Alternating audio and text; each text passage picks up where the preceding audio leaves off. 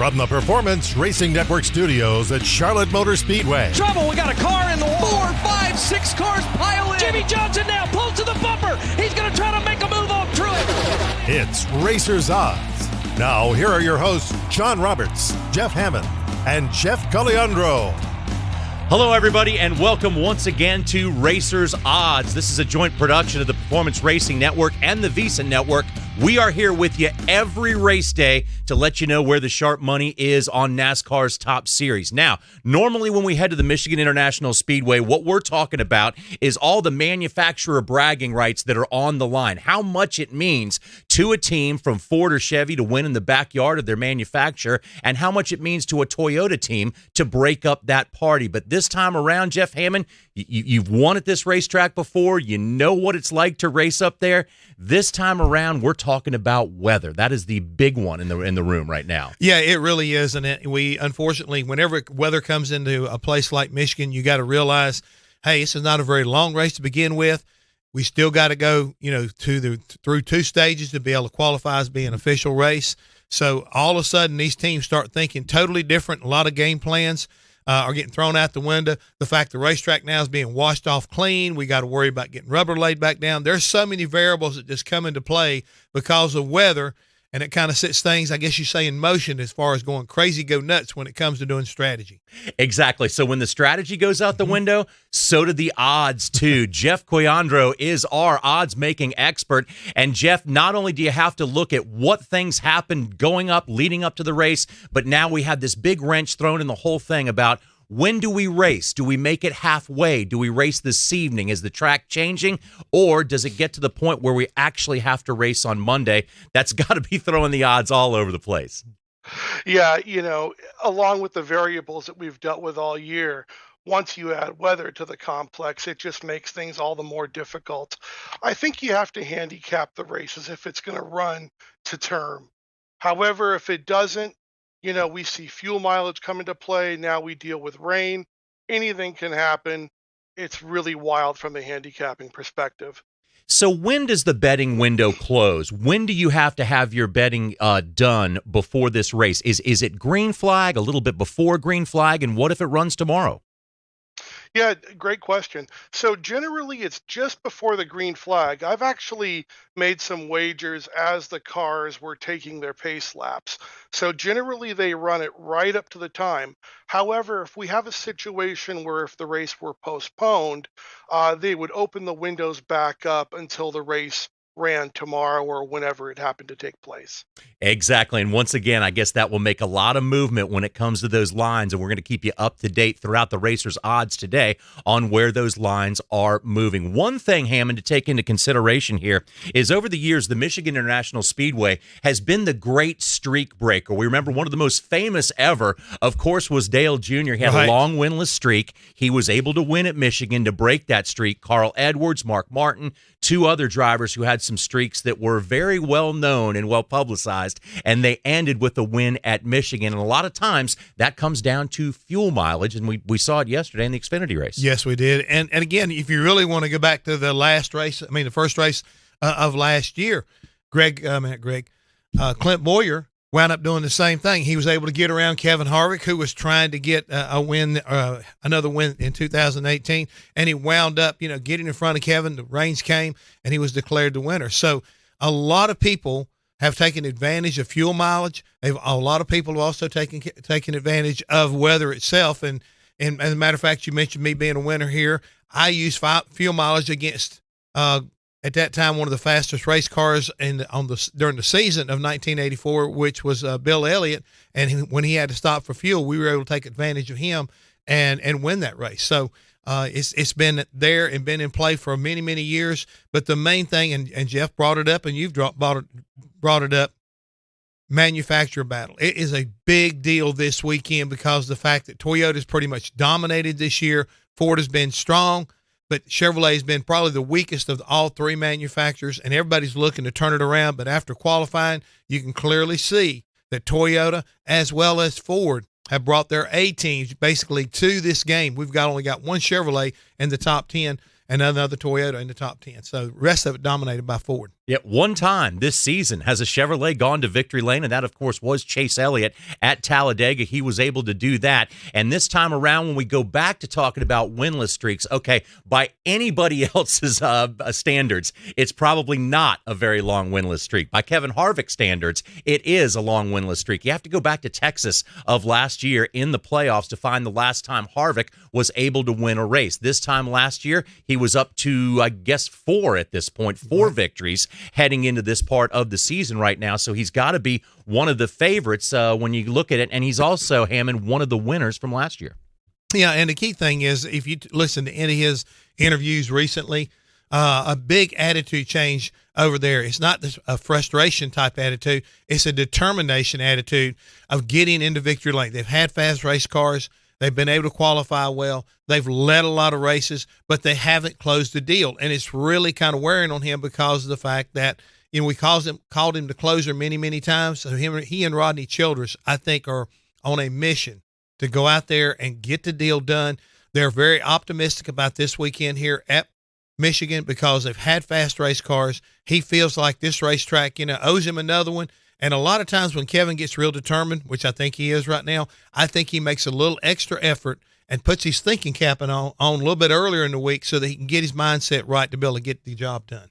So, Jeff Coyandra, when you look at some of these odds and how they're shaping up so far this week, it looks as if they don't exactly take past performance into consideration as who gets up to the top, because if you did that, you might not have Kyle Busch on the top here going into this thing this weekend, because Kyle only has one victory at this racetrack before, and it's very rare that we go to a racetrack where Kyle Busch hasn't actually been the man and the one to beat. But this time around, when it comes to odds, Jeff, we find Kyle Busch at the top of the heap once again. Yeah, we sure do. And so much of that I think is based on just very recency performance. So you look at Kyle Busch, he's done so well this year that he's been the favorite virtually every week at every track other than Daytona and Talladega so far this season. So when you look at odds, do you take into consideration some of the variables that you can't really put your finger on, like just how hungry one driver might be as opposed to others? Does that ever come into any consideration, or do you have to look at the full spectrum when you look at what it might make a driver a favorite? I think you have to look at everything.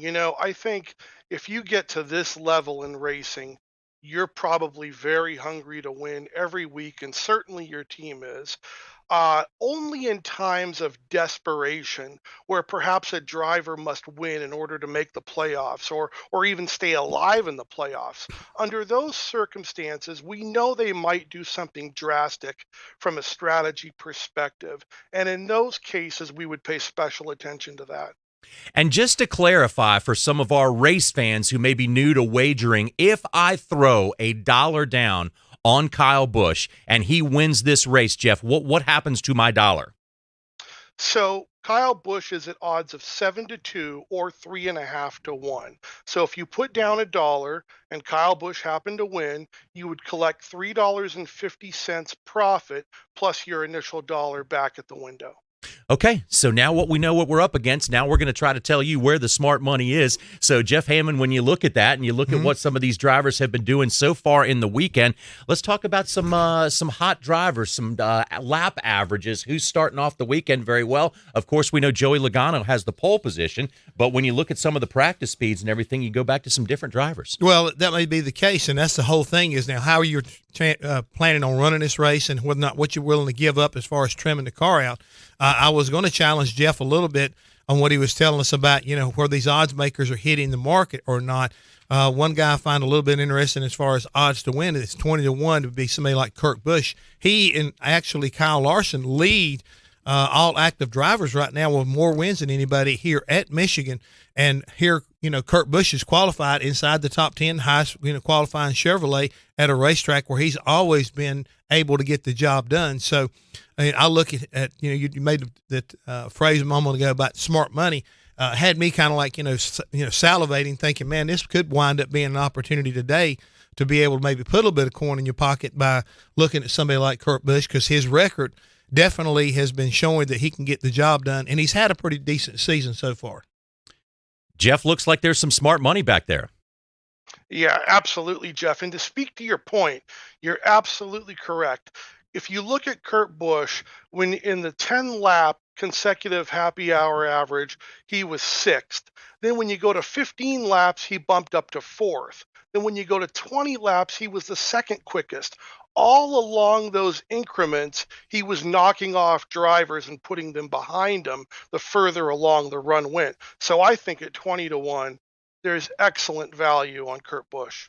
And Jeff, when we use the term sharp money or smart money, what exactly do we mean by that?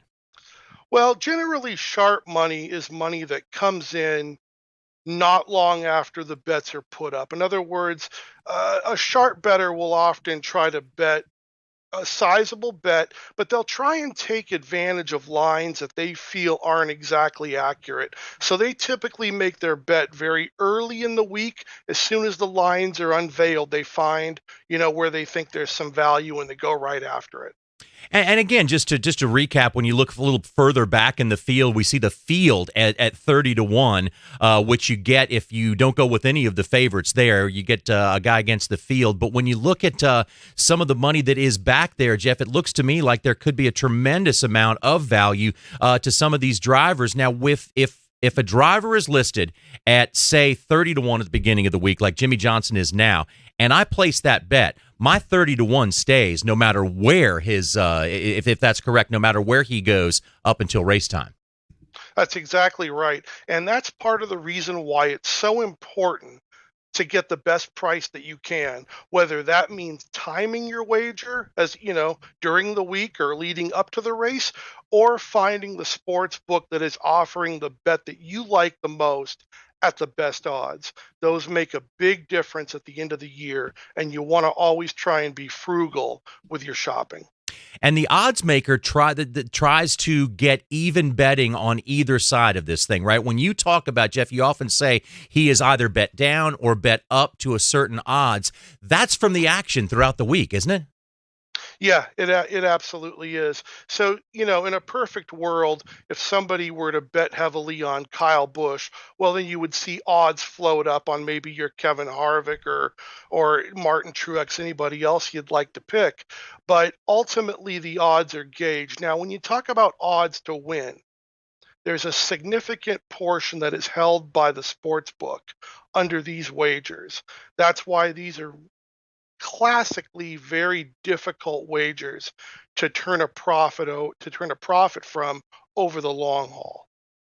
So we're keeping an eye on several different factors here for you folks as we get closer and closer to race time, we hope, at Michigan. One, the biggest thing being the rain. Will it stay away long enough so we can get 120 laps? If we get 120 laps in, that will make this race official. That's the first two stages. In years past, it was only halfway. Now you got to get the first two stages in. And as you look at the rain and how it's going up there, this is a very difficult dry of a racetrack. If we were at a short concrete track, it's going to dry really quickly. If you're at a big asphalt track, it's going to dry a lot slower. So we'll keep an eye on that for you. And also, Jeff Quiandro will keep an eye on the odds and how they are fluctuating.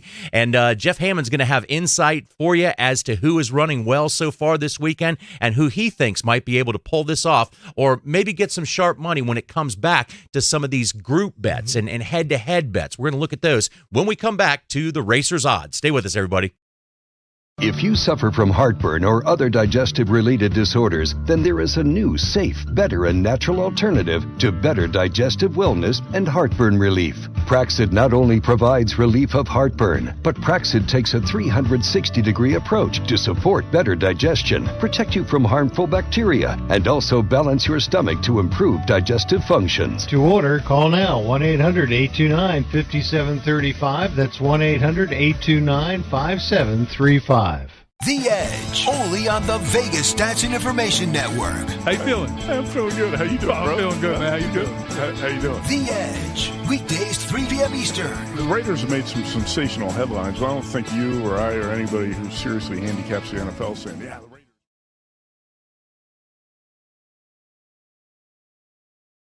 Here in 2020. Only on the Vegas Stats and Information Network. Sirius XM Channel 204. It's crazy. It is.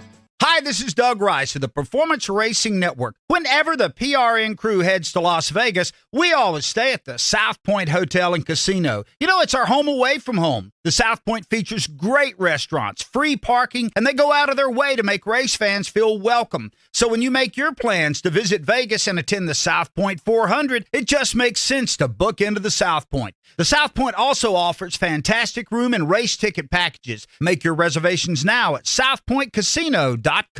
Jake was in big trouble with the IRS. He owed how much? $92,000. Ouch. The IRS left no room for Jake to breathe. They put a lien on my house, took all the money out of my bank account, took money out of my paychecks. So it was a nightmare. He needed help fast. I figured that all these companies were the same until I called Federal Tax Management. You could just tell they knew what they were talking about. Right then and there, I felt like I had some hope. Stop the liens, levies, and garnishments fast and qualify for one of several special IRS programs that could reduce or even eliminate your tax debt. So, how'd it go for Jake? They did what they said they would do. They came through for me. I ended up saving an unbelievable amount. I was so jazzed. I was extremely happy. If you owe more than $10,000 in back taxes, take Jake's advice. Give Federal Tax Management a phone call. If they help me, they can help anybody. Call the Federal Tax Management Hotline now. 800-425-6381. 800-425-6381. 800-425.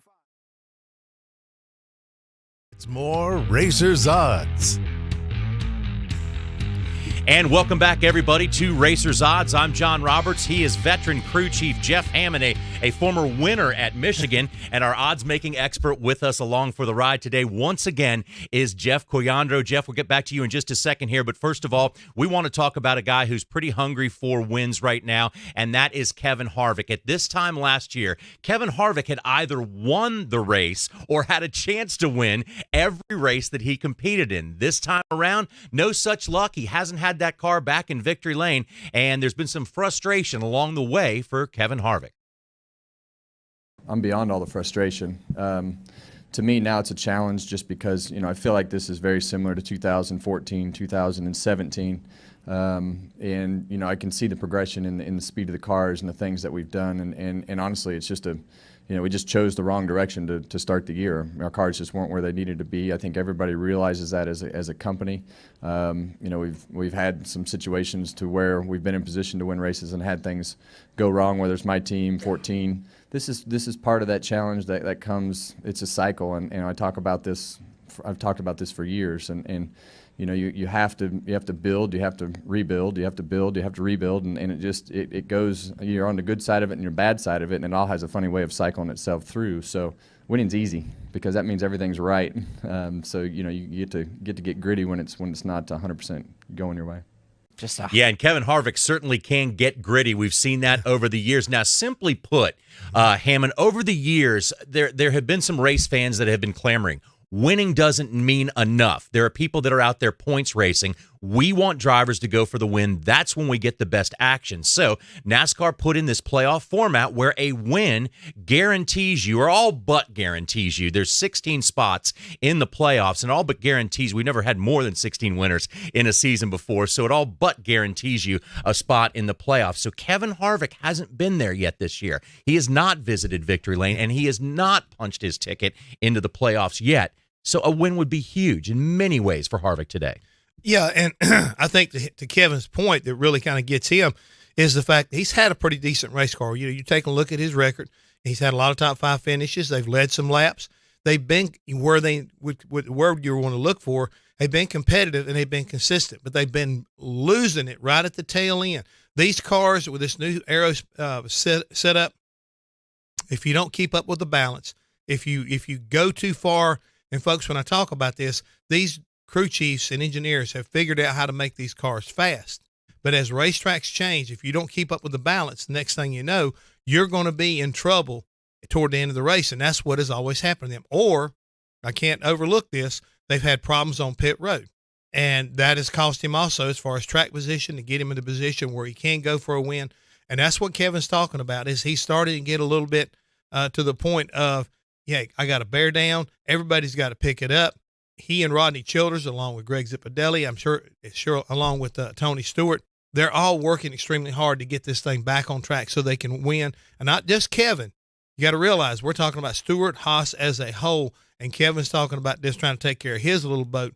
Look for him to be one of the premier guys today. He'll be challenging for a win. He will wind up being a factor in today's race, a big one. And it speaks a lot to Kevin Harvick's reputation as a racer, even though he has not visited victory lane, and they've had their struggles along the way. Jeff, we still find him among the top dogs when it comes to running for the championship this year. He is still one of the odds-on favorites to win that championship, despite the fact that he hasn't been to victory lane yet. Well, John, his consistency this season has really kept him right in the hunt as being one of the top, as you say, the top dogs to win the title. He's put up top tens very consistently. He's always in the running, but like Hammond mentioned, so he just hasn't quite been able to put it away yet, and neither has Stewart Haas as a group. But when you look from a consistency standpoint, he's absolutely one of the best in the circuit. So when you look at odds to win this championship, we know the championship is getting harder and harder to win over the years, because not only do you have to make your way into that championship four at the end of the season, but you got to win that one race as well. That must make it awfully difficult to handicap the championship odds, because we see drivers down there now like Kyle Larson, and no reason why he couldn't win one, get in the playoffs, and win his way into the championship four. Yet Kyle Larson is still going off right now as a plus 2,000 when it comes to winning the championship. Yeah, Kyle Larson started the season at about 8-1 to win the title, and now, as you mentioned, he's floated up to 20-1. I think when you look at Larson, he's a little bit unique. Now, clearly he's struggled so far this season. However, if you want to talk about the Final Four at Homestead this year coming up, well, that happens to be one of his best tracks. If he were to get himself into the playoffs and somehow make it to the Final Four, essentially then you're handicapping just the final race. So at 20-1, perhaps there could be some value on Larson. And once again, I throw $1 down as of right now on Kyle Larson at 21. I'm sorry, at his current thing. What does that mean for me when I get $1 down? You're gonna collect $20 profit and get your dollar back. That's 20-1. So $20 and your dollar back. So looks like there's some pretty sharp money back there and some smart money as well. Hammond, what do you think when you look at the championship odds? Does anything really surprise you in this right now? I think some of the surprise, like a driver perhaps like Brad Keselowski at 8-1 right now. Well, I think the reason why you find him at a place like that is that he hasn't gotten into that Final Four recently. I think right now you'll take a quick look. You'll see our defending champion, Joey Logano, and he are both even. So they got the respect for him in those 3 wins that he does carry currently.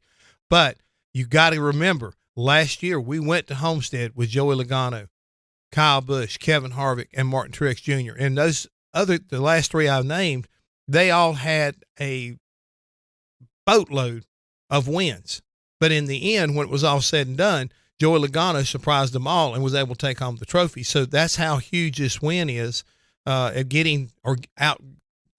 outrunning those other 3 guys. Getting to Homestead and then outrunning whoever's in front of you, not necessarily winning, but getting that right position, I think is very key. So I see some opportunities there, but I'm still a lot like what they're saying in Vegas. They recognize where the power really is and where the consistency is and the probability of who you're going to be talking about going to Homestead. And once again, where the difficult thing to handicap when it comes to the championship, one thing we know for sure, you got to be in it to win it. There's going to be 16 drivers to win it, but there are all kinds of ways along the way, Jeff, to trip a driver up, to make a driver that maybe has won if Kyle Busch continues his current streak, he may win 8 races, and he may go into the playoffs with 8 races. A couple of wrecks, 1 bad run, he is out before it even really gets going. Yeah, it definitely could be. I sort of look at this a little bit differently, and how I look at this is if I can name the drivers that I think are going to be there, and let's just say for argument that it's Kyle Busch, Martin Truex, Brad Keselowski, and Kevin Harvick all make the Final Four Homestead race. Essentially, at that point, you're only handicapping 1 race. So if Kyle Busch has not been great at Homestead, or, Harvick has been decent, we saw Logano come out of nowhere last year and win it, you're really only handicapping one race at that point. So for Kyle Busch to be such low odds, when you know that he'll have to win virtually at Homestead to take home the title, that's a long time to tie up your money with, frankly, a minimal return. Yeah, true. And you got to know also at that point, Hammond, we'll know who the 16 are. When that comes down to it, that's going to change a lot. Well, the thing I was going to ask Jeff to kind of maybe shed a little light on, I'm looking at the bonus points that everybody's getting. And when you start going down that list right now with Kyle Busch having 25 and Keselowski having 19, and 11, all of these odds as far as getting into Homestead are bolstered because of these bonus wins they're getting with the wins they've won and the stage wins. All this stuff kind of like is an insurance policy to get you to Homestead to even be able to challenge for a championship, at least in my opinion. Yeah, and you got to make sure you make it in if you have those bonus playoff points, because that's going to carry you through. You carry those with you as long as you keep alive in the playoffs. You carry those points with you, and that will help you in the long run. And that, once again, was NASCAR's goal, to make every race, and really when it comes right down to it, every stage and every lap means something throughout the year when it comes to that championship. But once again, it is 4 drivers in the end in that championship 4. You can try to guess who it's going to be right now by looking at championship odds, but that could certainly change a lot because we have an elimination format now. When we look at the playoffs, you can get knocked out pretty quickly and not even have a shot at making it to that championship race at Homestead. So a lot of things we're looking at today. First of all, we are looking at the weather up in Michigan. It has started to rain once again, and if they are unable to get that track dry, therefore that would push the race into tomorrow afternoon. That we're hoping that doesn't happen. But again, it is a difficult dry up there. It's a very big track. It's an asphalt track, and it certainly has a challenge up there before it's got to stop raining before that track crew can dry the whole thing. So we'll keep an eye on that for you. We'll keep an eye on how the odds are moving. We're going to look at some head-to-head matchups as well as some group bets that may prove very profitable if you can pick the right driver out of 4. You've seen what we think about the championship. We'll see about some head-to-head odds here in just a moment. Jeff Hammond, Jeff Coyandro, John Roberts are with you here on the Racers Odds, and we'll be back in just a moment to get you ready to go racing in Michigan. If you suffer from heartburn or other digestive-related disorders, then there is a new, safe, better, and natural alternative to better digestive wellness and heartburn relief. Praxid not only provides relief of heartburn, but Praxid takes a 360-degree approach to support better digestion, protect you from harmful bacteria, and also balance your stomach to improve digestive functions. To order, call now, 1-800-829-5735. That's 1-800-829-5735. Gone Racing. They're still wheel to wheel. The weekly NASCAR show that gets you ready for this week's big race and more. Oh, yeah. Take a ride with us to Victory Lane on Gone Racing. We just got these lines last night. Was plus 700 on Brad Keselowski. He's already down to plus 550, so I think we know where the money is. It's going that way. And that's where my money would have been, too. Thursday nights at 10 p.m. Eastern on VSiN, Channel 204.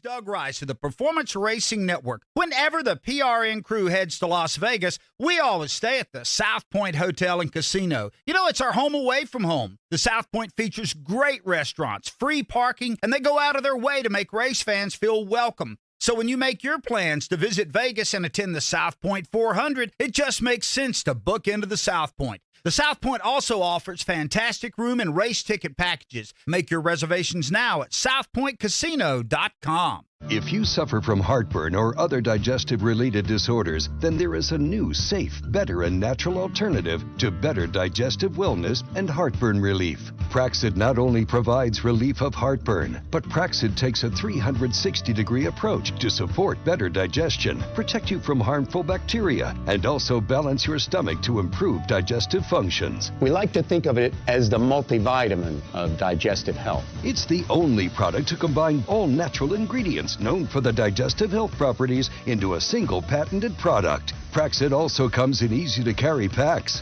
Praxid relieves, restores, and maintains a healthy digestive system. Praxid is available here for only $39.95. Shipping and handling is free, and your money back is guaranteed.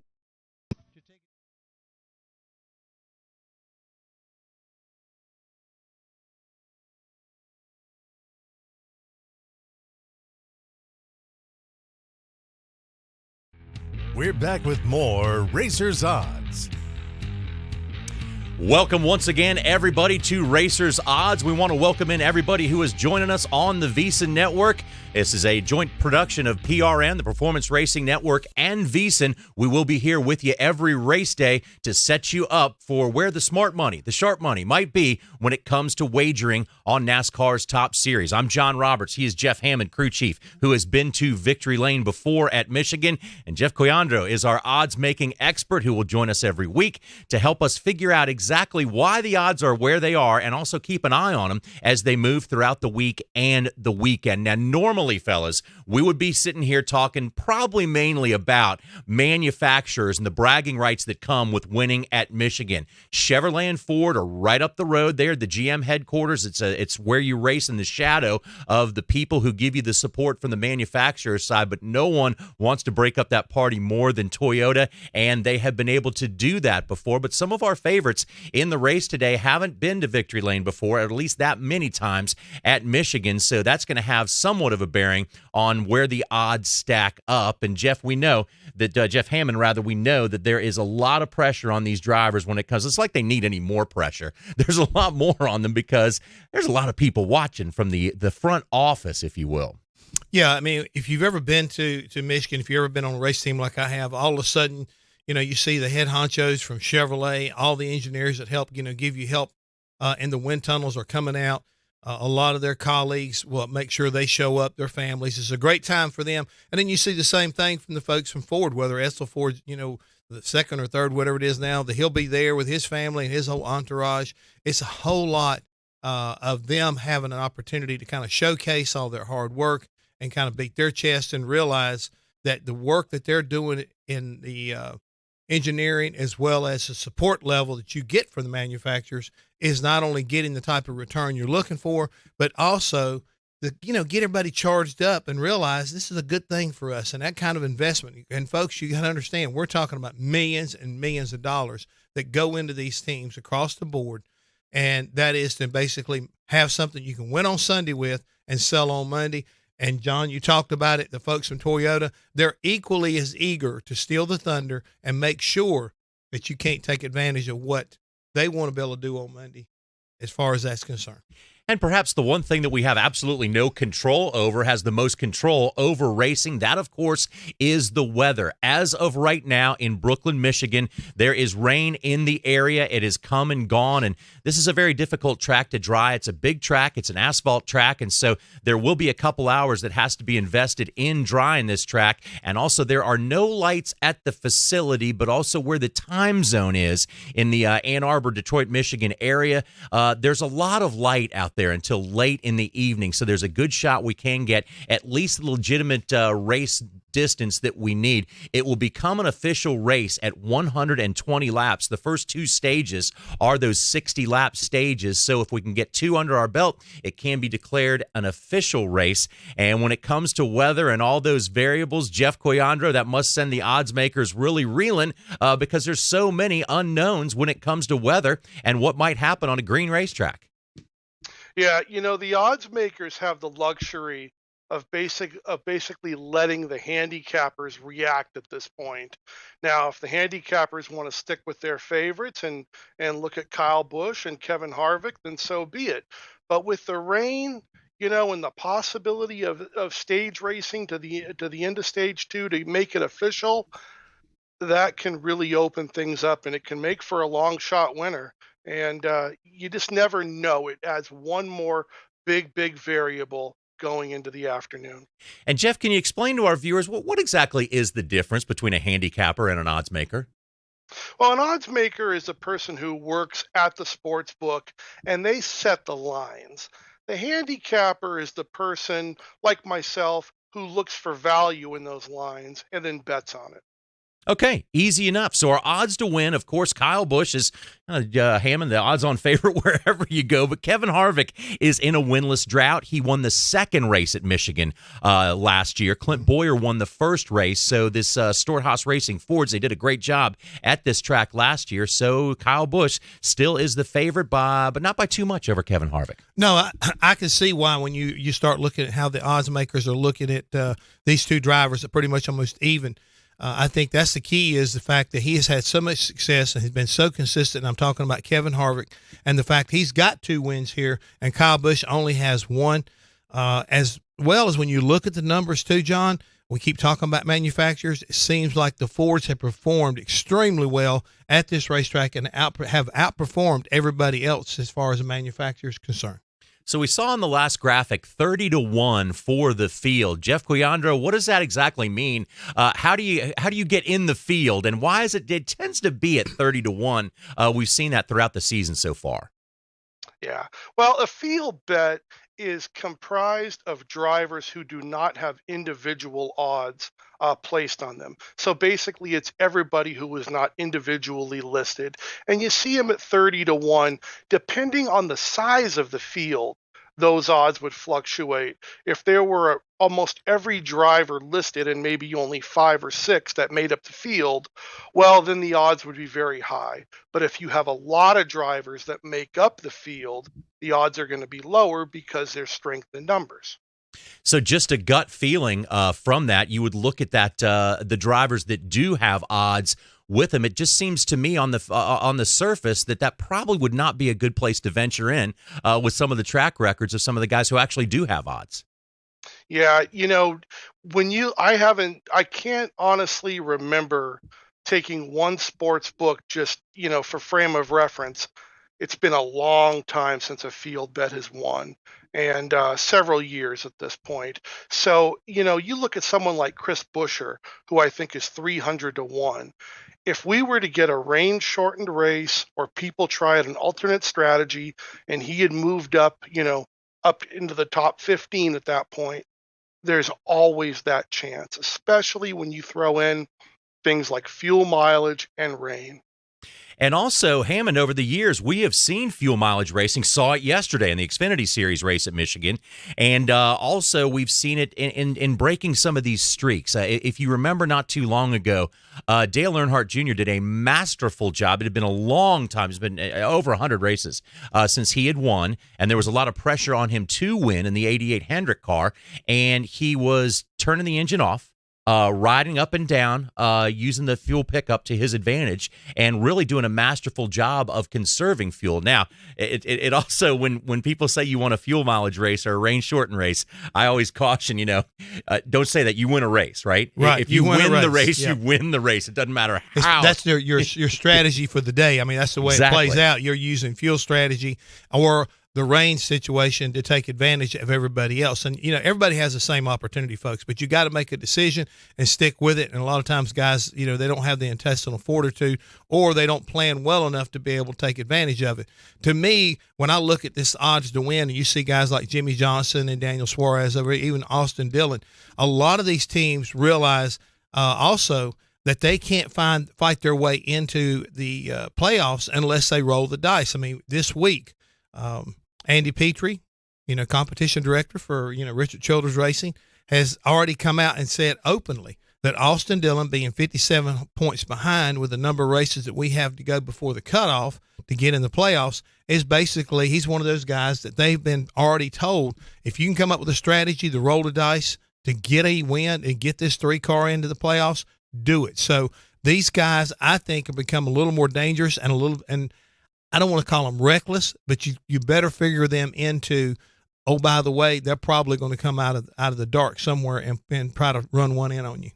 If you're looking for a place to maybe find some sharp money or some really good value, you have to look at one of these teams that could roll the dice and could take a big chance, because it basically means millions of dollars to a team with incentives from the sponsors to be on the outside looking into the playoffs. Drivers and teams have told us before, their words, not ours, you're a second-class citizen for the last 10 races of the season if you're not in. that top 16. So it means a lot to these drivers, and it could mean a lot in terms of where you put your money and who might take the gamble to win. So right now, Jeff Cuyandra, let's take a look at some of the matchup bets we have. And we have a one-time winner at Michigan and a two-time winner at Michigan, one of our top head-to-head matchups right now. And Kyle Busch coming off a win last week is Kyle Busch and Kevin Harvick, and they're even at -110.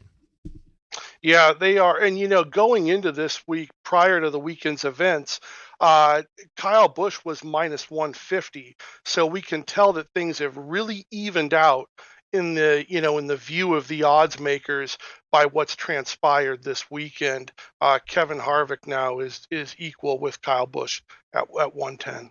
So where did it would be an odds maker, correct, that would come up with these matchups, Jeff? How do they look at them? How do they go and put these drivers head to head? Is it just basically on equal performance or equal potential? Well, they would love every line to be -110 on both sides, but that's very difficult to do. And the Westgate puts out 20 individual matchups a week. So they usually take your Kevin Harvick, Kyle Busch, Martin Truex, Brad Keselowski, and they sort of, mix match them to make up, these head-to-heads. And then, of course, it works down where they almost operate on a tier system. You get like Logano and Boyer. They try to make it as equal as they can going into the weekend. Something to take into consideration, Jeff, I would think, when you're looking at some of the matchups with Martin Truex Jr., of course, going up against Kyle Busch, that kind of speaks for itself. But 3 times in the past, Martin Truex Jr. has finished second at Michigan. So when a guy finishes second that many times, he's only got one position to improve that. There might be some, some value in that. I would think so. And when you look at Martin Truex being an underdog at plus $1.30, you lay $1, you can win back $1.30 plus your initial dollar. One thing about Kyle Busch, Kyle and his brother Kurt lead all active drivers so far this season with a 63% win rate in their head-to-head matchups. So he's very dangerous, even though you're giving away a big number at -150. And Hammond, when you look at some of these guys, we talked just a moment ago about who is going to have that intestinal fortitude and what is on the line to lose. We thought there could be some really good value in some of the drivers that may take, with their crew chiefs and with their crews, may take a big gamble, stay out, try to play the weather, try to play the fuel mileage thing. But let's take into consideration a whole other group of drivers. If you are locked in to the playoffs and you already have a bucket of playoff points you're carrying with you, like a Martin Truex, like a Kyle Busch, these guys, their fortunes, they know what's going to happen when 10 races to go comes. So they have nothing really to lose, but just to go for the win. No, I mean, that's one of the beauties of being able to win and win early as far as in NASCAR, this particular system that they're running currently. It opens a lot of doors. It opens a lot for, you can experiment, you can gamble during the course of the race. You can run a different setup because you got to realize something, maybe you haven't run very well lately here at Michigan, for example. Let's take Kyle Busch. He hasn't won since 2011. I mean, that's 8 years ago. That's a long time in a lot of races that he hasn't performed at a level he'd like. Now, I know this is a different setup than we've been racing here, but now Adam Stevens can gamble a little bit, realizing, well, let's try something. Because when we come back here in just a couple of months, it's going to be a totally different racetrack again, and maybe we can learn something. If we don't run well today, we can get a little bit more momentum the second time around, and maybe come back and still get a win, the second race. So there's a lot of mindsets and a lot of different philosophies that go into how you race here at Michigan. A lot like Pocono, there are 2 tracks that we run almost back to back, only about a month and a half apart. So it really, I think, opens up the Pandora's box when it comes to ideas and things you want to try. You can do it at racetracks like this because whatever you learned the first time around, you can implement and probably utilize the second race. There is a tremendous amount of value out there every time that NASCAR's Top Series goes to a racetrack, but this time around at Michigan, it seems like we have all kinds of different things going on and probably as many scenarios out there as drivers who are in this race. We'll continue to break it down for you in just a moment on the Racers Odds, and also we will dive into group bets where there is always a tremendous amount of value if you can pick the driver out of that group who is going to finish the highest. Stay with us. We'll be back. If you suffer from heartburn or other digestive-related disorders, then there is a new, safe, better, and natural alternative to better digestive wellness and heartburn relief. Praxid not only provides relief of heartburn, but Praxid takes a 360-degree approach to support better digestion, protect you from harmful bacteria, and also balance your stomach to improve digestive functions. To order, call now 1-800-829-5735. That's 1-800-829-5735. Before the pros tee off for this week's golf tournament, the VEASAN experts help you make the cut on long shots. When I profiled all the players for this tournament, I said Schauffele's number one on my board. I like the odds, 25-1. Let's go ahead and play X. Brady Cannon, Matt Humans, and Wes Reynolds are your weekly betting caddies and help you cash those tickets. Don't be afraid to maybe take some longer odd guys. Don't miss long shots, Wednesday nights at 8 p.m. Eastern on VEASAN, the only golf betting show you need, exclusively on Sirius XM Channel 204. Hi, this is Doug Rice of the Performance Racing Network. Whenever the PRN crew heads to Las Vegas, we always stay at the South Point Hotel and Casino. You know, it's our home away from home. The South Point features great restaurants, free parking, and they go out of their way to make race fans feel welcome. So when you make your plans to visit Vegas and attend the South Point 400, it just makes sense to book into the South Point. The South Point also offers fantastic room and race ticket packages. Make your reservations now at southpointcasino.com. Do you have an idea for an invention or new product? Do you think companies would be interested in your idea? Do you want to try to get a patent? Then call InventHelp now. InventHelp keeps your idea confidential and explains every step of the invention process. We create professional materials representing your idea and submit it to companies who are looking for new ideas. We have more than 9,000 companies who have agreed to review ideas in confidence. If a company shows interest in manufacturing your invention, we can negotiate on your behalf. We have helped over 10,000 clients receive patents. We also offer services including 3D modeling and animation demonstrating your idea, prototyping services.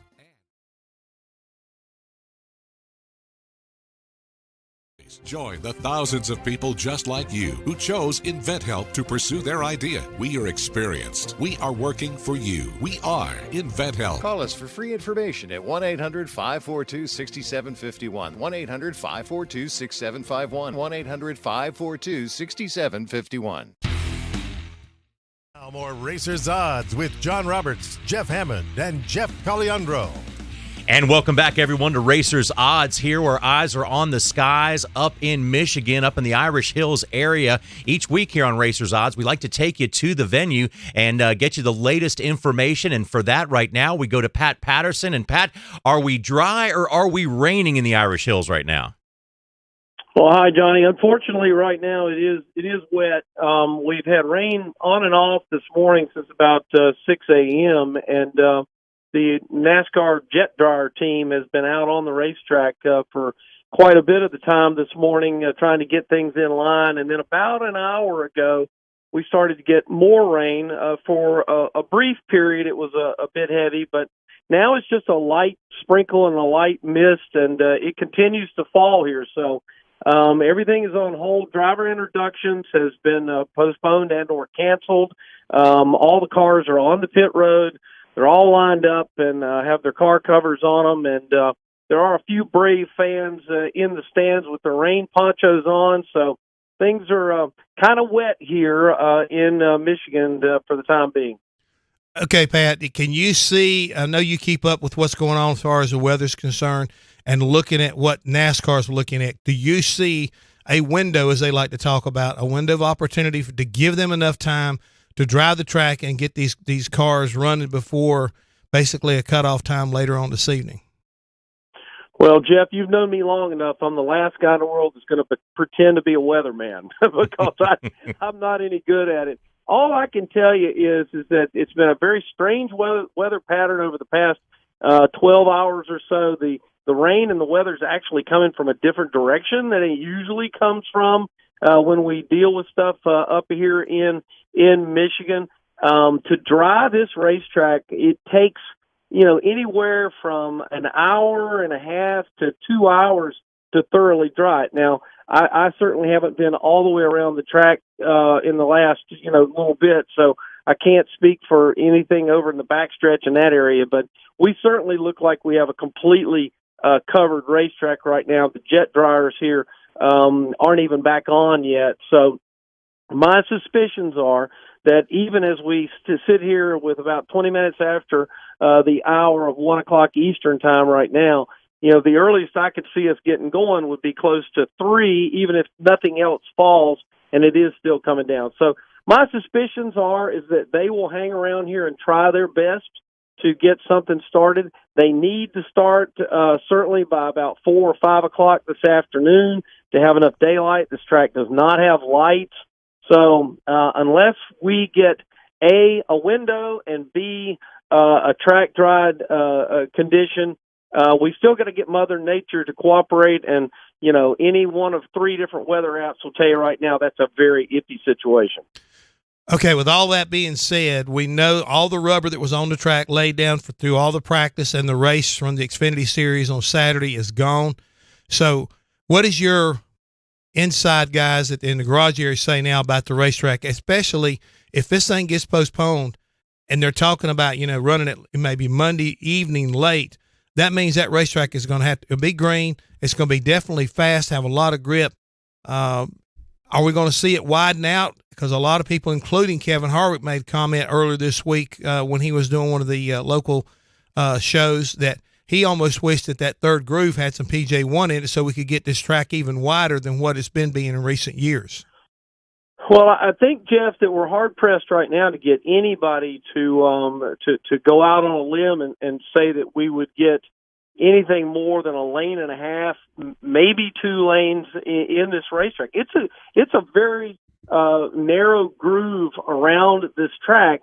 It has been ever since they put the new asphalt down here, and it's very deceptive for the fans, both on television and on that are sitting in the grandstands, because it looks so big and so wide, but yet the groove is so small. Now, one thing that for sure has happened is we've basically developed a new stage of this race, because there'll be a run to the caution, to the competition caution now, that for all those strategists out there are going to have to, weigh in on what your car is going to do from the very get-go here. Remember that this is an impound race, so they haven't touched the cars since they qualified, just like last week at Pocono.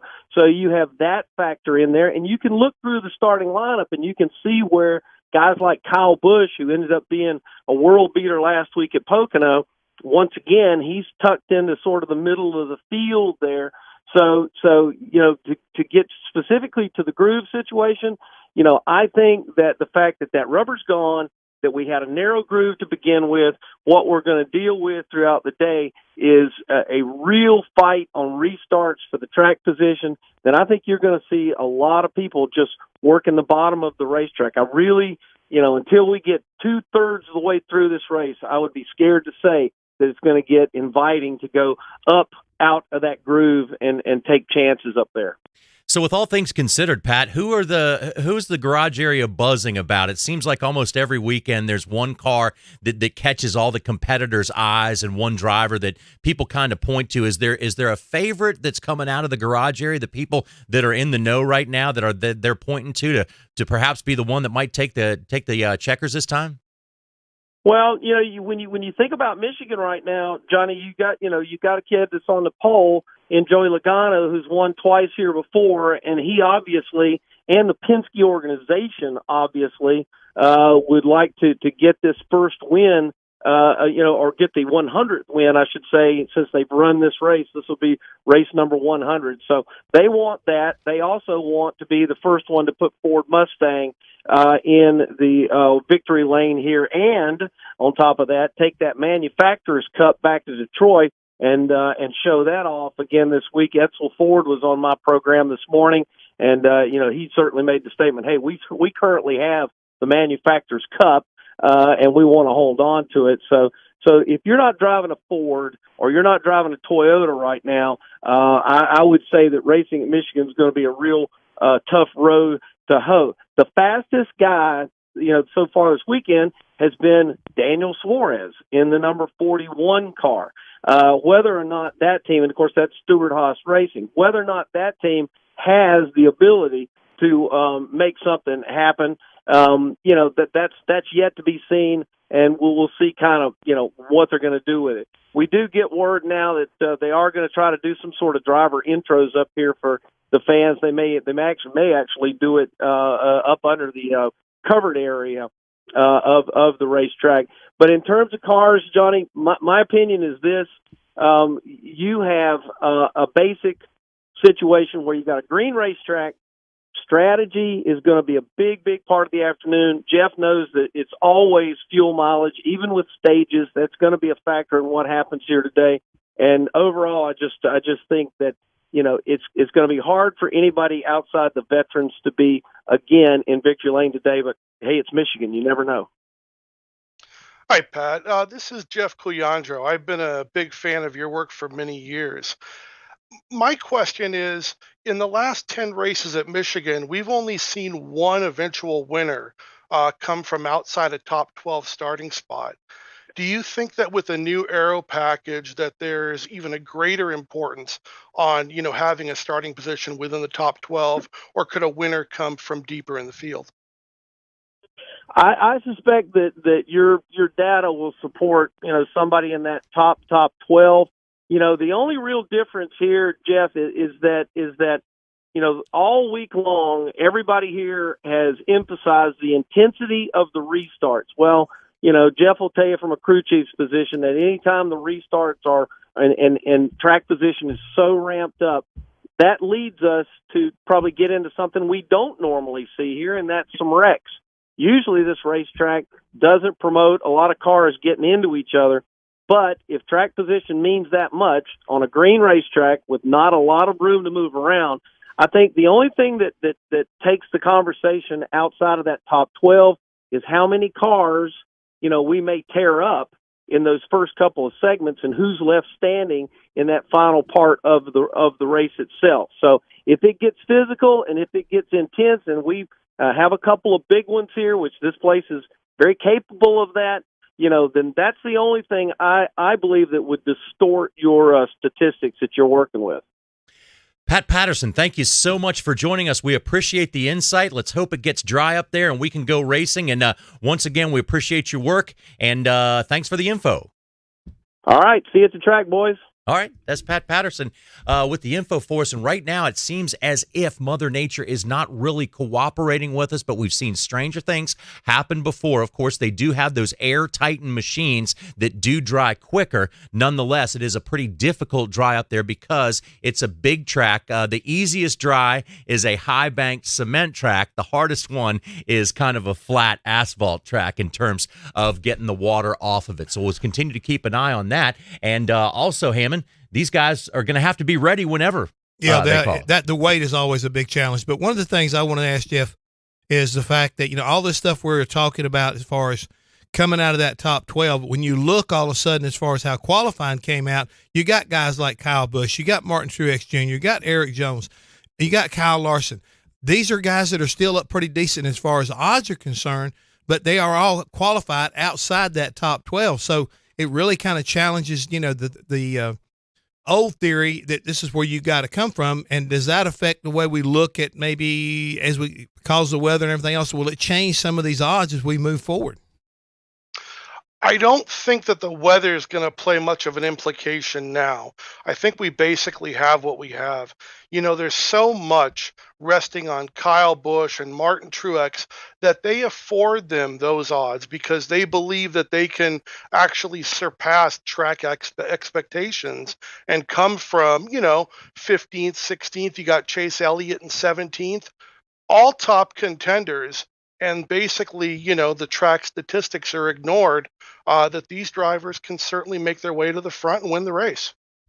So the odds are changing as we speak. The weather is not, unfortunately. The clouds are over there. We see that big green blob over Michigan right now. We are hoping that moves away. If that is not the case, the race will run tomorrow afternoon. If they're not able to get to that all-important 120 lap mark. We'll keep an eye on all these moving situations for you here on Racers Odds. Stay with us, everybody. We'll be back in just a moment.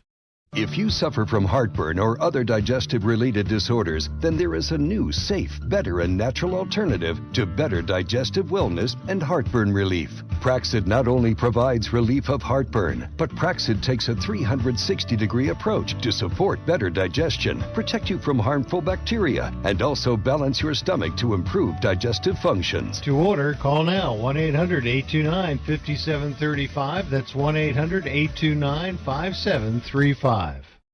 A numbers game with Gil Alexander. Ladies and gentlemen, our pleasure to have Jeremy Piven in studio. I'm really good friends with Julian Edelman. He and I are very similar size and almost identical, except he's an elite athlete. I'm not. Other than that, everything lines up. Same person. Yeah, same. I run the same routes. Every time we see Julian Edelman on Sunday, we'll be thinking of you. There you go. A numbers game with Gil Alexander. Weekdays from 10 a.m. to noon Eastern. VSiN.com and Sirius XM 204.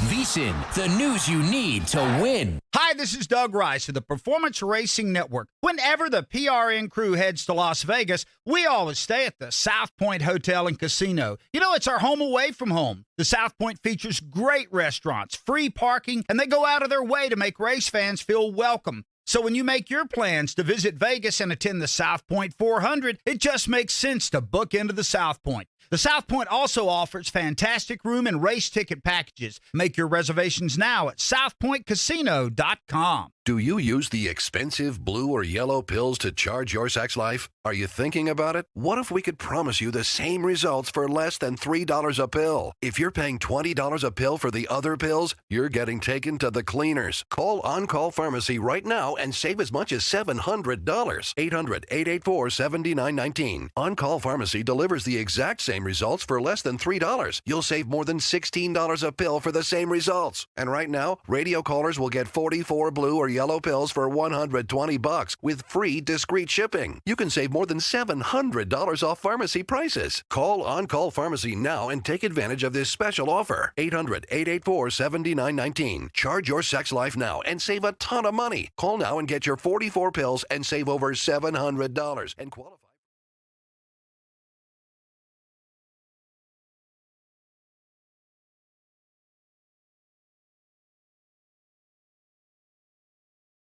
It's more Racers Odds.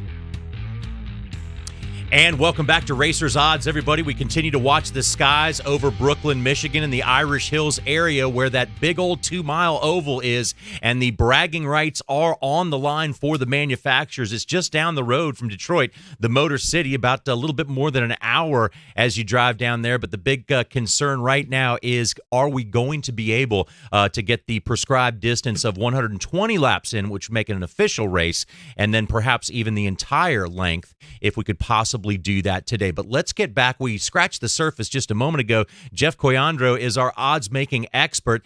And Jeff, if you look at some of these matchups, we started at the top of the matchups between some of the favorites. If you look back into group number 2 of the matchups, what do you see there that intrigues you?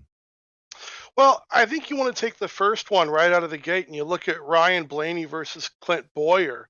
So Boyer was the winner, in 2018 of a rain-shortened event at Michigan, but he was faster in happy hour over the long run across the board. He's starting 8 spots ahead of Blaney, and he's an underdog. So I think there's value on Boyer just getting started. And if you go one more down and you look at Kyle Larson versus Denny Hamlin, both at minus 110. You've got Hamlin, who's starting 18 spots ahead of Larson. Kyle Larson so far this season is 6-34 in head-to-head matchups. And, it's at this point we're really fading against Larson, no matter how good he's been at Michigan in years past. So what does that mean for my $1? I put $1 down on Kyle Larson. He finishes ahead of Clint Boyer. What does that mean, Jeff? So if you were playing, for example, Larson and Hamlin, both at 110, if you put down your dollar, you would get back 91 cents on your dollar. But if you look at Clint Boyer, he's at minus 160 against Kyle Larson. So let's just say that you decided just to bet $1 on Boyer. You're only getting 62 cents for every dollar bet when they're that much of a favorite. Okay, so let's go back, Jeff, a little bit more in the field and check out our matchups. Number 3 is a group. There's all kinds of matchups in these 3 groups that we can take a look at, and some of the head-to-heads as we go back here seem to be a little bit more intriguing, especially some of the things that we see Jimmy Johnson matched up against some other drivers. It's rare that we see a racetrack where Jimmy Johnson has only won once, but it's been a long time since he has. He's a one-time winner here. Yeah, Jimmy Johnson, he's a big underdog to Eric Almirola at minus 190. So if you liked Johnson as an underdog, certainly plus 160 would more than carry value. If you look up at Eric Jones versus Kurt Busch, you've got Kurt Busch, who's the underdog at plus 115. As I mentioned earlier, Kurt, along with his brother Kyle, has the best winning percentage in head-to-head matchups so far this season. And him and Jones were very close during happy hour. So I think we've got almost a neutral matchup, but we've got Busch as an underdog with value. One of the drivers, Jeff, that has been coming up throughout the field so far this season and really showing what his potential is, of course, Alex Bowman. He was one of the drivers who spoke in the media center earlier in the week, and what a lot of questions were coming to these drivers about was about this package. What is it going to do at Michigan and how that might affect where a driver finishes? Let's listen to what Alex Bowman had to say earlier in the weekend. Just a high mechanical grip racetrack on both ends of the track, being able to be wide open produces that speedway stylish racing that we had at Kansas. Kansas has obviously widened out quite a bit more than this place. This place is really one groove and a half. So I think Kansas is the perfect place for this package. Here, I really hope that it'll be like that. The weather's kind of cool.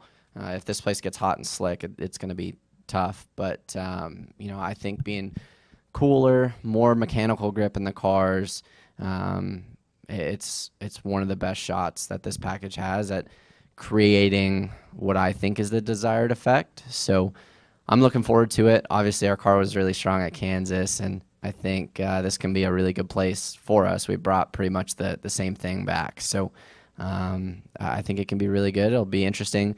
Maybe with the speeds being lower, the track widens out a little bit, but we'll have to wait and see. Just a high mechanical grip race. So, Hammond, if we look at a driver like Alex Bowman and what he's done so far this season, he's one of those guys that's knocking on the door. He keeps getting closer and closer. I think it's going to be soon that we see this young man win, but I also think from what he said, that furthers the thought that we may see race cars all over this track. It used to be so fast. It used to be 212. Going into the corners. Now we've slowed the cars down. We're going to have more groups of racers. And so potentially what Alex said could be a great situation for him and his team to maybe pull something out. I agree with what his thought process was early in the week, but I think he kind of missed the boat with the fact the way the weather's turned out.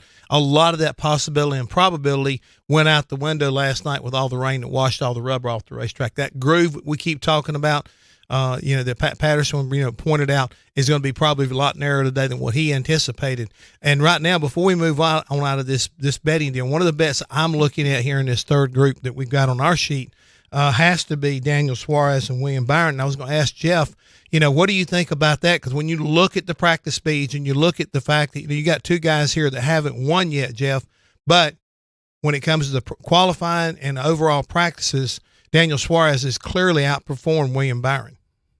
Yeah, he sure has. Part of the issue, Jeff, that I get with when I look at Byron and Bowman is there's a lack of a statistic database for either of these drivers at Michigan. So while I think that Byron, he's starting 21st, and I think he can move up, Suarez has clearly been in another class so far this weekend, but you're paying a premium. You have to lay $1.50 to win $1. So you have to really figure, is the value still there at that price? So we've said it several times today, and just to clarify, when you say a racetrack goes green and the rubber gets washed off of a racetrack, what does that do to the cars, Jeff Hammond? What does it do when we say we got a green racetrack? Because right now you got rain coming down. The Air Titan machine is going to blow even more off, is going to make it even more clean. Well, what you mean is all of a sudden the grip level changes dramatically, as well as the tire wear changes dramatically. These tires will wear at a higher rate early on in the race as it's laying the rubber back down and putting basically and clean and re-adhering itself to this race surface. So the grip as well as the groove, excuse me, is definitely going to be a higher wear and a much smaller groove than what we're used to seeing. They need this stuff to go and get racing and running so they can widen the racetrack out. That's what we keep talking about. They can't go way up high because there's no grip up there. And until we get that worked in, that third groove that we'd like to see, or the high groove here at Michigan, is going to be non-existent until we get that worked in. This rain and the conditions currently, it's not going to allow that to happen. So it's going to be a real interesting battle early on for track position and having to kind of tippy-toe a little bit and give and take early on. Otherwise, you're going to wind up wrecking a bunch of cars. So, Jeff Cuyandro, we've shown our listeners and our viewers a bunch of different matchups here, around 3 groups of them throughout the entire field. To put a cap on the whole matchup thing, who do you think, what are the matchups that you like? What would you go for in terms of these matches when it comes to value? Well, I think if you're going to base it on what we've seen so far this weekend, I go right up and I look at Kevin Harvick. He's been so strong, and he looks to me to have a top 3 car. So I like him essentially as a scratch versus Kyle Busch, meaning they're both minus 110, so it's neutral. Going down a little bit further, I think Keselowski is going to be very dangerous this weekend. I just... something about where he qualified in the 7th, 8th spot looks like he may have reserved just a little bit of that speed, and it would not surprise me at all to see him come to the front and challenge anybody for the win. And if you want to go a little bit deeper, I think you've got to look at playing against Larson. He has not had the speed that I really figured he would going into this weekend. As a matter of fact, he wasn't even the fastest guy on his own team. So when you combine that with the fact that his matchup record is 6-34, it's just, and yet he's still at neutral odds. It really is inviting to play against him this weekend. So, Hammond, if I'm looking at some of these matchups here, I'm going back to Group 2 right now. I'm sorry, Group 3, if you will, there, and looking at Eric Almirola and Jimmy Johnson. There might be something to Jimmy Johnson this weekend. He had a good 10-lap average. That might be one of the matchups that I would be looking at. What about you? No, I can see that, and he's going to get because his teammate right now, and we keep talking about it. These guys don't have a lot of history at this racetrack as far as drivers are concerned. So, to me, I think there's definitely a possibility that his experience against this young man and their ability to tune on his race car, especially in these conditions currently, may favor the guy with more experience. I think Jeff addressed that earlier, as well as Pat Patterson. So I think it's really more about the experience of the driver, and Jimmy Johnson's got a ton of it. Okay, so we have some experience and some younger drivers matchups all over the place in the head-to-head thing, and I think that's going to maybe make for some intriguing things to see once the race is run, to see who comes out on top. There's definitely agree with Mr. Cuyandro that Brad Keselowski is very interesting this week because he has said before he is from Rochester Hills, Michigan. This is his home racetrack, and for him, a win here would be bigger than the Daytona 500 to him, he said. Well, and I can agree with that, but can you also believe he can win here? He would be the first guy from Michigan to win a race at Michigan. And we're talking about 100 races. Exactly right. Wow, that is interesting. So all kinds of numbers we're throwing at you right now. Got to grab a quick break here before we take you to the top of the hour. But one thing we're going to look at when we come back that there's always a tremendous amount of intrigue and value in are some of these groups. The group matchups are very interesting. We'll run through them and we'll ask our experts what they think about these group matchups when we come back to the Racer's Odds. If you suffer from heartburn or other digestive-related disorders, then there is a new, safe, better, and natural alternative to better digestive wellness and heartburn relief. Praxid not only provides relief of heartburn, but Praxid takes a 360-degree approach to support better digestion, protect you from harmful bacteria, and also balance your stomach to improve digestive functions. To order, call now 1-800-829-5735. That's 1-800-829-5735. VSiN is the Vegas Stats and Information Network. VSiN is analysis that's always on the money. The total on this game, 8 flat. VSiN is the home of legendary broadcaster Brent Musburger. I do want to talk about the next big thing in Las Vegas. VSiN is your all-access pass behind the counter of a Las Vegas sportsbook. Trends don't pay the rent. They're looking at the number. VSiN, what are the odds? Find out on Sirius XM Channel 204. Hi, this is Doug Rice of the Performance Racing Network. Whenever the PRN crew heads to Las Vegas, we always stay at the South Point Hotel and Casino. You know, it's our home away from home. The South Point features great restaurants, free parking, and they go out of their way to make race fans feel welcome. So when you make your plans to visit Vegas and attend the South Point 400, it just makes sense to book into the South Point. The South Point also offers fantastic room and race ticket packages. Make your reservations now at southpointcasino.com. The IRS is the most feared agency in the world. You've heard ads from other companies offering to help taxpayers only if they owe over $10,000. Here at Platinum Tax Defenders, we're A-plus rated with the Better Business Bureau, and we're proud to be one of the only tax firms in the country who understands that people who owe less than $10,000 need help just as badly. The IRS doesn't care how much money you owe. They'll still garnish your wages and even seize your assets. So whether you owe just a few $1,000s or hundreds of thousands, call now for your free tax consultation. If you qualify, we may even be able to reduce your tax debt down to a small fraction of what you owe. So don't wait until the IRS seizes your property and garnishes your wages. Call 800-856-1330 and get your tax problem resolved once and for all. That number again is 800-856-1330. 800-856-1330. We're back with more Racers Odds. And welcome once again to Racers Odds. This is a joint venture between the Performance Racing Network and the VSiN Network to let you know where the smart money is when it comes to wagering on NASCAR's top series. Got a couple of experts with us here. Jeff Hammond has visited Victory Lane before at Michigan, and Jeff Coyandro is our betting guru. We're going to take a quick look, guys, at the radar right now. It is the one thing that is not cooperating with us whatsoever when it comes to racing in Michigan. You know what I say about that? Don't look, Ethel, because you ain't going to like what you see. Very good point because, the green blob is moving slow and it's getting bigger as we speak. Now, if that is the situation where we cannot get the race in today, although there's jet dryers there at the racetrack, the Air Titan is there. It can dry it quickly, but it must stop raining first.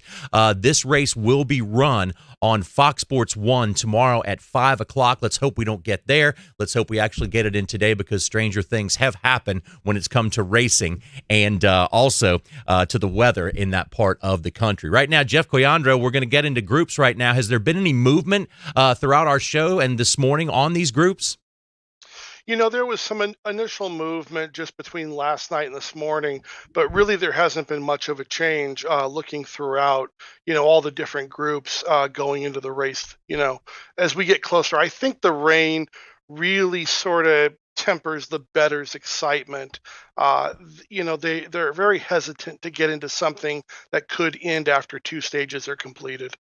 Okay, so you just saw Group A that was up there. Group B is up now, and it pairs or actually matches up Chase Elliott, Joey Logano, Kyle Larson, and Denny Hamlin. When you look at that one, I understand why it's a plus 160 by Joey Logano, but Jeff, I would say that that's a fairly wise pick right there if you just go by track record and also by where they're starting and where they've been running lately, that Joey Logano is a wise choice there in Group B.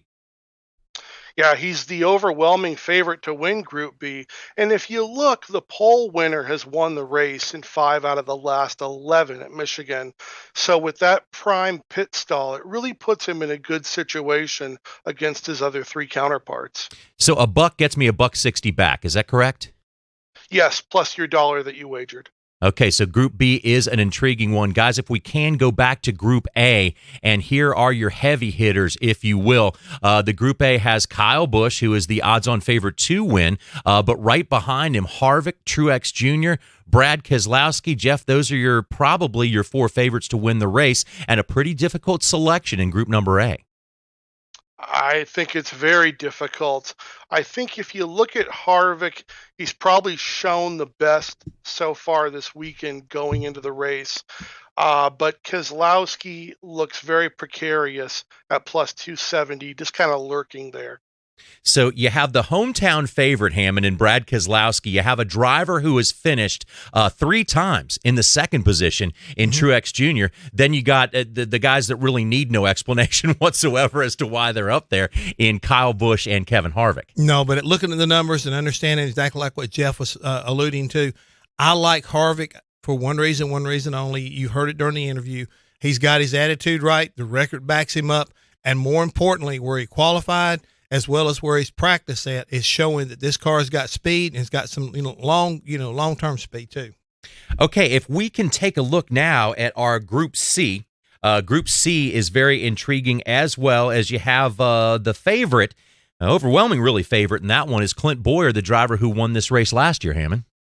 No, I agree with that, and I can see the probability that Clint's going to be a guy tough to beat today, but I think there's a measure of possibility of Kurt Busch being the guy that can upset the apple cart because he has qualified well, a racetrack where he's got 3 wins at. If there was a group that maybe I would want to look at an upset, I would look at that upset being made by Kurt Busch.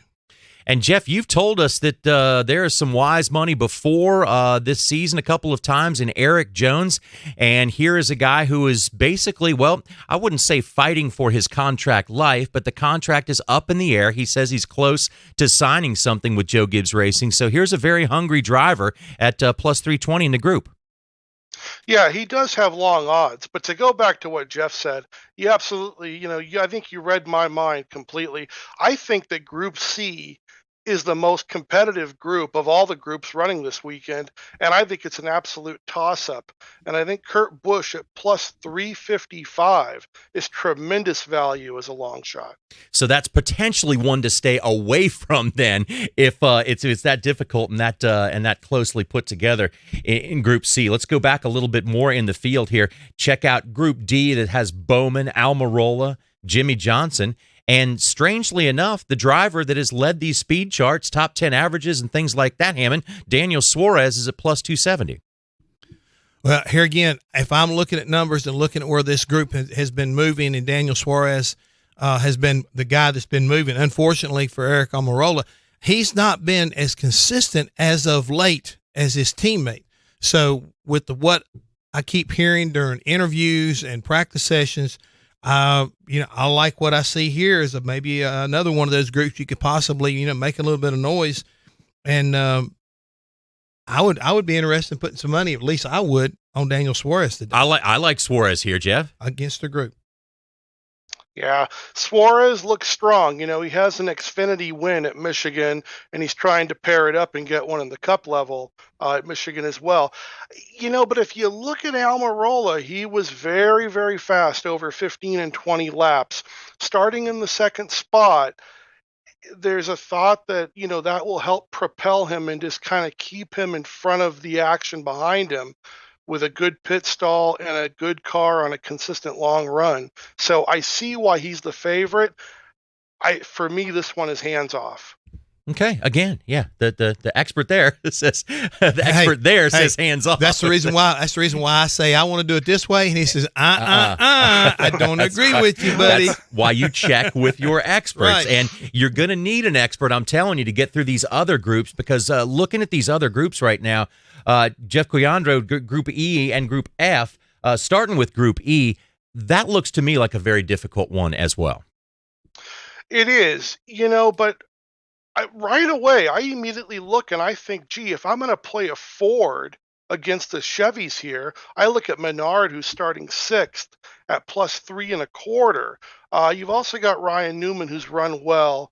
Byron, I think, is going to contend for a top 10.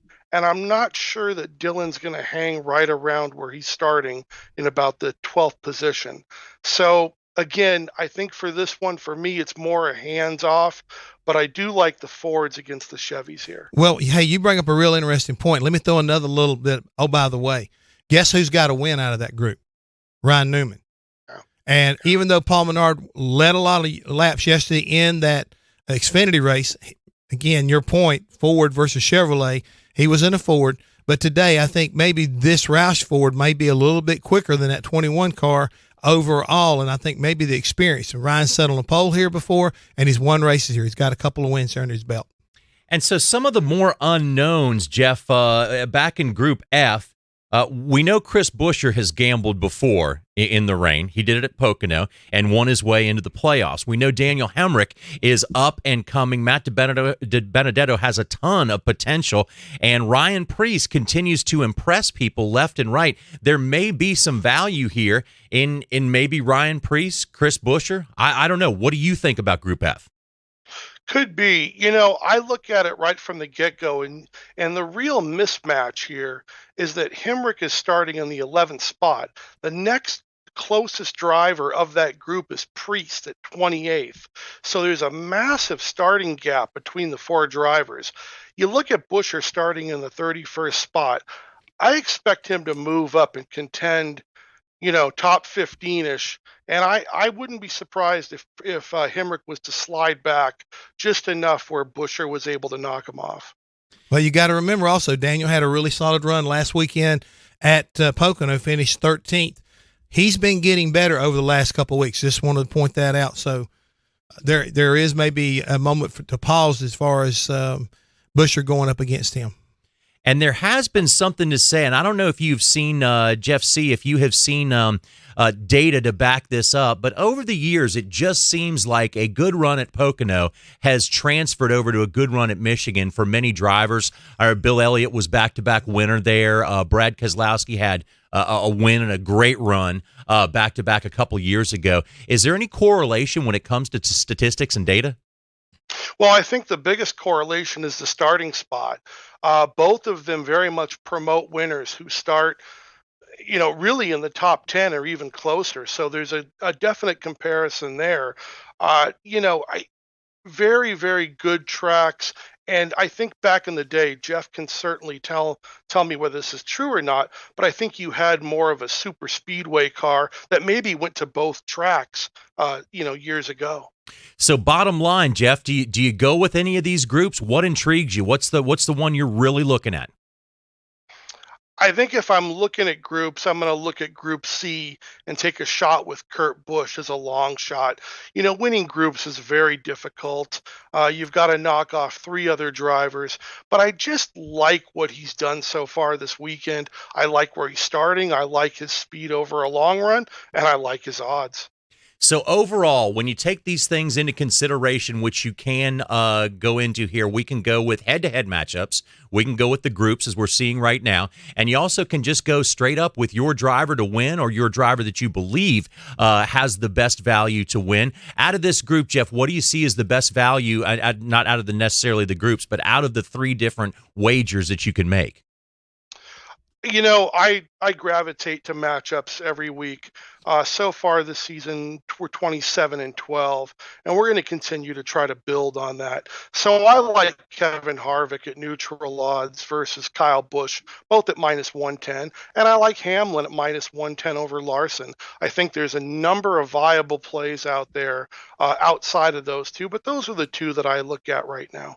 I certainly like what you're thinking there on that. And the head-to-head matchups continue. Kyle Larson, Denny Hamlin, they're even 110. Clint Boyer, Ryan Blaney, that's interesting right there. Ryan Blaney's certainly one driver that's very hungry for a win because he's the only one Hammond out of that stable that hasn't got one yet. What a great place to bust through and get that 100th win at Michigan. Yeah, he would really like to upset the veteran, longtime members of the Team Penske. Brad Keselowski and Joey Logano be able to take and get that 100th win for the captain right there in his backyard. That would definitely go a long way with maybe keeping him involved with Team Penske in years to come. Yep. Back in the 70s, Roger Penske bought that facility for $2 million.